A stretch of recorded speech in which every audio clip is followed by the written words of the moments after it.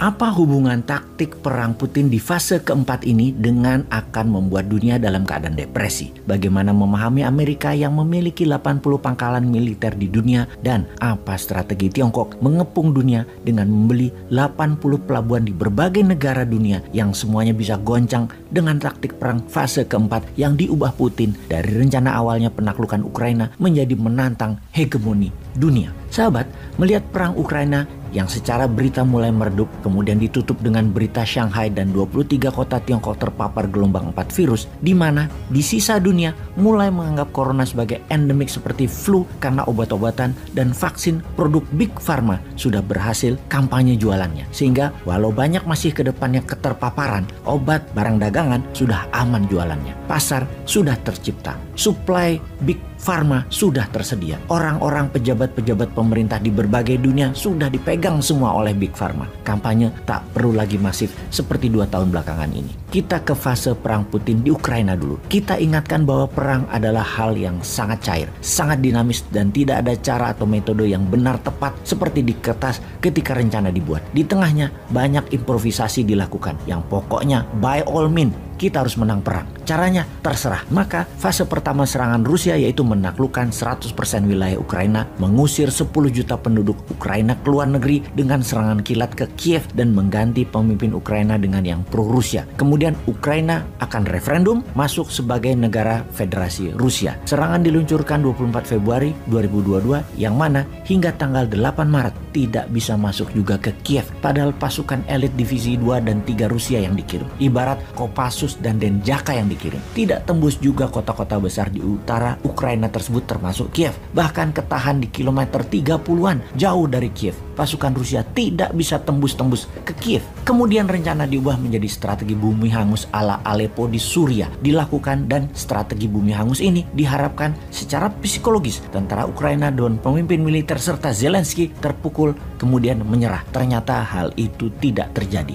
Fase 3 pada sekitar 28 Maret, seluruh pasukan di utara Ukraina ditarik mundur, difokuskan ke kota-kota besar, kota pertahanan terkuat dari Ukraina di sisi timur Ukraina dan sisi selatan Ukraina. Itu semua diperkuat oleh Rusia. Mereka hanya mempertahankan wilayah yang banyak keturunan Rusianya. Itu aja yang difokuskan. Secara pencapaian militer, Rusia berhasil menaklukkan 20% wilayah Ukraina, dan ini solid win alias kemenangan mutlak. Namun di 80% wilayah Ukraina masih belum banyak kemajuan. Apakah Rusia masih mau maju mengambil seluruh wilayah Ukraina? Ini kita lihat di fase keempat yang di hari ke-60-an mulai dilakukan. Apa taktik perang yang dilakukan di fase keempat ini oleh Putin? Rusia mengepung dan tidak menyerang frontal, namun perlahan. Dia mengistirahatkan tentara utama, dirotasi tentara kedua. Atau kalau kita ilustrasikan, setelah Kopassus masuk, saat ini Kostrad yang masuk. Tidak perlu military agresif, tetapi mempertahankan dengan kepungan. Ala Salahuddin Al-Ayyubi mengepung Yerusalem di Perang Sabil.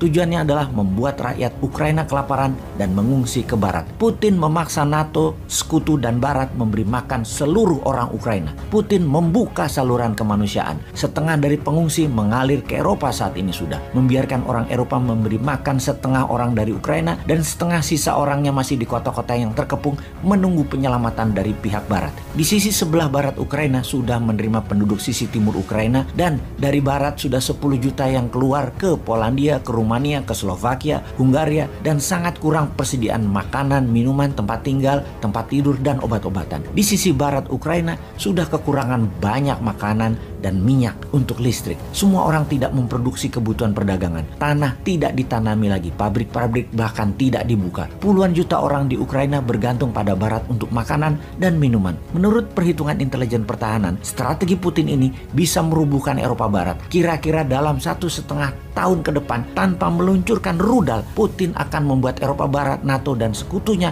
berada dalam kebangkrutan. Di fase keempat ini, strateginya adalah Putin mengepung. Sementara pihak NATO tadinya berpikir Putin gagal di Ukraina. Namun menaklukkan 20% wilayah bagi pihak Rusia adalah kemenangan. Pihak NATO juga berpendapat semakin panjang perang Rusia akan merugi. Ternyata ketika strateginya mengepung seperti dilakukan sekarang, di mana pengungsi didorong ke barat, ini adalah taktik perang yang pihak barat tidak pernah bayangkan akan menerima 30 juta manusia pengungsi. Dikasih makannya bagaimana? Tinggalnya di mana? Eropa Timur, negara yang menerima pengungsi, mulai teriak-teriak sekarang kehabisan makanan, yang mana harga-harga makanan dunia dunia itu naik. Pasukan Ukraina yang menanti dengan perang gerilya tidak bisa menyerang karena menerima ribuan orang mengungsi sekarang seakan-akan menjadi tameng. Dalam fase keempat ini membingungkan dunia pastinya. Banyak ahli militer berpendapat bahwa Rusia tidak berani melakukan perang panjang, tetapi kenyataannya adalah sebaliknya. Ini adalah perang panjang yang dimainkan Rusia. Efeknya sekarang yang akan terjadi pada dunia apa? Harga minyak bumi dan gas alam dan kebutuhan pokok dunia